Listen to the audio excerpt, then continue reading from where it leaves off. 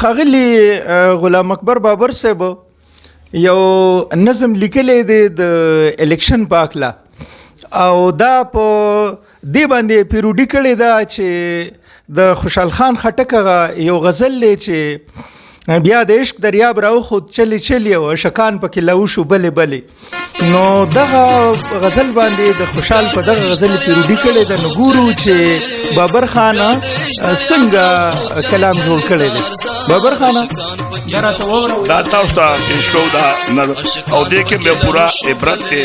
یو پورا دغه ده پکې حقیقت دی پکې دا د خوشحال بابا غزل دی چې بیا د عشق دریاب راوخو چلی چلی عاشقان پکې لاو شو بلې بلې د اوټونو ورځې رالې ښکلې ښکلې امیدوار به درته وایي چې ته مې خپلې ارغدار به درته وایي چې ته مې خپلې او تا چې اوټ زما غوښته تاله مې درکو تا چې اوټ زما غوښته تاله مې درکو دوباره مې په دوربین کې نه لیدلې امیدوار به درته وایي چې ته مې خپلې او ناګهانه یې اشنا سترګې ناشنا کړي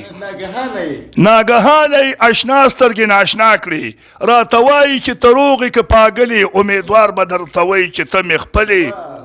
او چې تقریر دپاره دوی کله راپاسي چې تقریر دپاره دوی کله راپاسي پیشکیي به په خبرو کې متلې امیدوار به درته وایي چې ته مې خپلې او ځان ته نه وایي چې څومره ګناهګار یم ځان ته نه وایي چې څومره ګناهګار یم مخالف پسې به وایي چې غټغلې امیدوار به درته وایي چې ته مې خپلې او چې پاس کې او د کار دپاره ورشي چې پاس کې او د کار دپاره ورشي ګورېدو کې به کوي د تکنځلې امیدوار به درته وایي چې ته مې خپلې او چې زموږ په غوښو واخلي کمپاونډونه چې زموږ په غوښو واخلي کمپاونډونه جوړوي پې ځان له شل چته محلې امیدوار به درته وایي چې ته مې خپلې